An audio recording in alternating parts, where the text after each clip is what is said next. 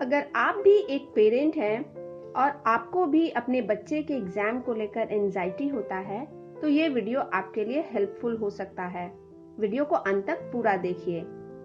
Generally जैसे जैसे exams नजदीक आने लगते हैं, पेरेंट्स को, स्पेशली मदर को, एंजाइटी होने लगता है।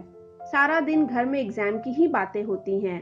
क्या होगा, कैसे होगा, और केवल घर में ही नहीं बल्कि घर से बाहर निकलो तो पड़ोसी भी अपने बच्चों के एग्जाम और उनके प्रिपरेशन की ही बातें करते हैं।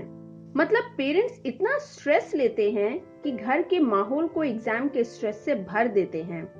प्लीज अपना स्ट्रेस बच्चों में ट्रांसफर मत कीजिए। पहले तो पेरेंट्स को ये समझने की जरूरत है कि एग्जाम्स आपके बच्चे की काबिलियत का नहीं होता, बल्कि उसके प्रिपरेशन का होता है। एग्जाम में आया मार्क्स आपके बच्चे की काबिलियत को नहीं दर्शाता, बल्कि बच्चे का प्रिपरेशन और एग्जाम हॉल में पढ़ी हुई चीजों को रिकॉल करने की एबिलिटी को दर्शाता है। इसलिए मार्क्स को लेकर ज्यादा स्ट्रेस लेने की जरूरत नहीं है और ना ही अपना स्ट्रेस अपने बच्चे को देने की जरूरत है। जरूरत है बच्चे को प्रिपरेशन में हेल्प करने की और रिकॉल एबिलिटी को बढ़ाने की। बच्चों के प्रिपरेशन में पेरेंट्स का क्या रोल होना चाहिए? नंबर 1, बच्चों को बार बार ये याद दिलाने की जरूरत नहीं है कि एग्जाम है, पढ़ाई करो, कितनी देर हो गया, कब से बोल रही हूँ, पढ़ क्यों नहीं रहे हो, एग्जाम है, क्या तुम्हें सुनाई नहीं देता। ये सारी बातें बार बार बोलने से ना कोई फायदा नहीं होता। जब हम बार बार बच्चे को लगातार ये केवल याद दिलाते हैं एग्जाम है, पढ़ो पढ़ो, ये पढ़ो पढ़ो वर्ड सुनकर बच्चे को कोई फर्क नहीं पड़ता। वो एक कान से सुनता है, दूसरे कान से निकाल देता है। इसलिए एज पर माई ओपिनियन, अगर बच्चों को टाइम के साथ असाइनमेंट दिया जाए तो वो ज्यादा इफेक्टिव होता है। जैसे बच्चे से बोलना है कि 6:30 से तुम्हारा पढ़ने का टाइम है, ये असाइनमेंट तुम्हें पूरा करना है, 6:30 से 7:30 पढ़ना है, 7:30 में तुम्हारा ब्रेक हो जाएगा, तुम्हारा फ्री टाइम होगा।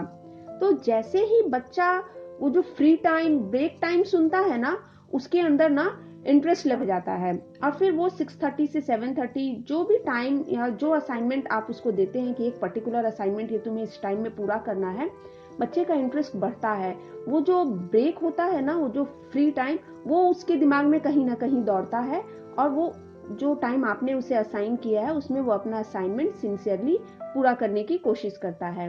और जैसे ही उसका ब्रेक टाइम खत्म हो, वापस से उसको एक नया असाइनमेंट एक फिक्स टाइम के साथ फिर से दीजिए और फिर से उसको जैसे ही टाइम देंगे उसको साथ में ही बता देना है कि इतनी देर बाद तुम्हारा ब्रेक हो जाएगा या तुम्हारा फ्री टाइम हो जाएगा। नंबर 2, घर का माहौल।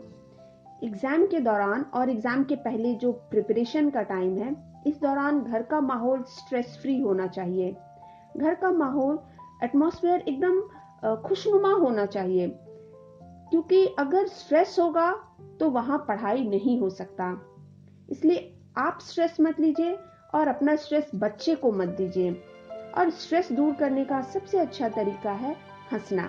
हंसिए, हंसेंगे तो स्ट्रेस नहीं होगा, स्ट्रेस नहीं होगा तो बच्चा कंपैरेटिवली ज्यादा अच्छे से पढ़ पाएगा।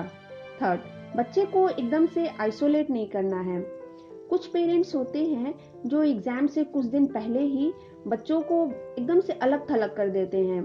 दोस्तों से नहीं मिलना है, फैमिली में जब के बीच में घुसकर बैठना नहीं है, हर समय बस एक कमरे में अपने रूम में रहो, पढ़ाई करो, बस पढ़ते ही रहो, ऐसा पेरेंट्स का एक्सपेक्टेशन होता है। पर ये गलत है। बच्चे को आइसोलेट नहीं करना है। बच्चे को उनके दोस्तों के साथ भी मिलने दीजिए। हाँ, जो दोस्तों के साथ मिलने का टाइम है, जो टीवी का टाइम है, मोबाइल का टाइम है, इन टाइम को थोड़ा कट ऑफ करने की जरूरत है। उसको कट ऑफ करना है, लेकिन एकदम से नहीं कि बच्चा किसी से मिल नहीं सकता, दोस्तों से बिल्कुल नहीं मिलना है, ऐसा नहीं करना है। Number 4, stay at home. ऐसा नहीं करना है कि बच्चे को असाइनमेंट दे दिए घर पे, या बच्चा पढ़ाई कर रहा है तो खुद चले गए बाहर घूमने या पार्टी मनाने। नहीं, इससे बच्चे को बिल्कुल अच्छा फील नहीं होगा और उसका पढ़ाई में बिल्कुल मन नहीं लगेगा। इसलिए जब बच्चा पढ़ाई कर रहा हो तब आप घर पे रहिए, घर पे रह के उसको सपोर्ट कीजिए, ताकि जब बच्चे को किसी चीज की जरूरत है या उसे कोई प्रॉब्लम है तो वो इन चीजों को आपसे शेयर कर सके। इसलिए बच्चा जब पढ़ाई करे तो आपको घर पे रहकर उसको सपोर्ट करना है। 5, बच्चे के मूड का ध्यान रखिए। यानी जब बच्चा पढ़ रहा होता है तो लगातार बहुत देर तक पढ़ने से बच्चे का मूड खराब हो जाता है और थोड़ी देर बाद, जैसे आधे घंटे के बाद, बच्चे का मन फिर पढ़ाई में लगता भी नहीं है, उसको चीजें बोझ लगने लगती हैं।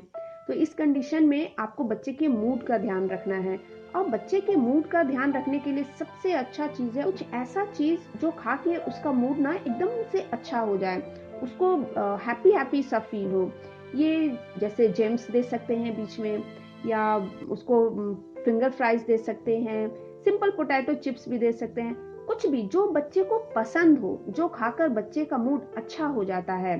जैसे आधा घंटा बच्चा पढ़ लिया तो 5 मिनट का उसको ब्रेक देके बच्चे को कुछ उसके पसंद का कोई भी फूड, कुछ स्नैक दीजिए, ताकि वो खा के बच्चे का मूड अच्छा होगा और वो जो आधे घंटे का थकान है वो बच्चा भूल जाएगा और वापस से एक नए सिरे से वो शुरुआत करेगा।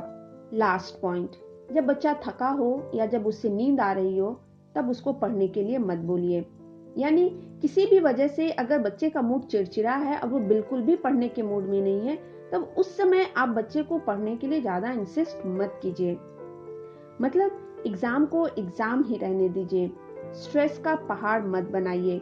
क्योंकि कई बार ऐसा होता है कि बच्चा किसी एक एग्जाम में क्वालिफाई नहीं कर पाता, पर उससे टफ एग्जाम में भी टॉप कर जाता है। इसलिए बच्चे को मोटिवेट जरूर कीजिए, पर एक्सपेक्टेशन का स्ट्रेस मत दीजिए।